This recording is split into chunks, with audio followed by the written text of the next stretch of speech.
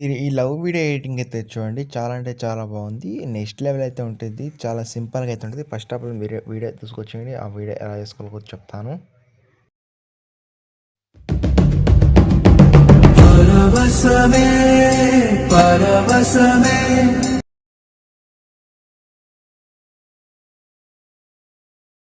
పరవశమే పరవ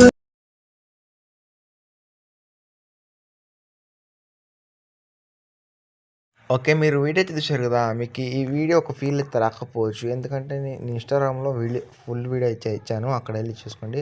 ఇక్కడ copyright issue వల్ల ఎక్క నోడ్లో అయితే పెట్టాను. కాబట్టి మీరు ఒకసారి ఇన్‌స్టాలో వెళ్లి చూడండి. అండ్ ఈ వీడియో అంటే చాలా చాలా అంటే చాలా బాగుంది. అంటే ఇలాంటి సాంగ్ నేను ఎప్పుడు చేయలేదు. బట్ ఈ సాంగ్ అయితే నాకు చాలా బాగా నచ్చింది ఈ వీడియో.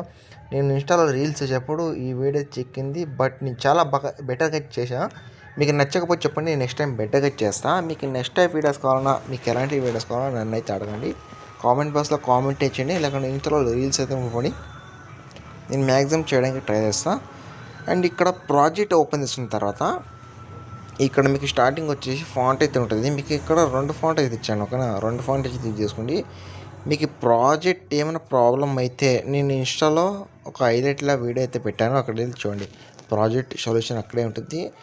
అండ్ ఇంకా పక్కన ఫాంట్ సొల్యూషన్ అయితే ఉంటుంది. అంటే ఫాంట్స్ ఎలా యాడ్ చేసుకోవాలో తెలియకపోతే హైలైట్ 2 మినిట్స్ టైం ఉంటే అక్కడెళ్ళి చూడండి. ప్రతి ఒక్కటి ఎక్స్ప్లెనేషన్ హైలైట్‌లా.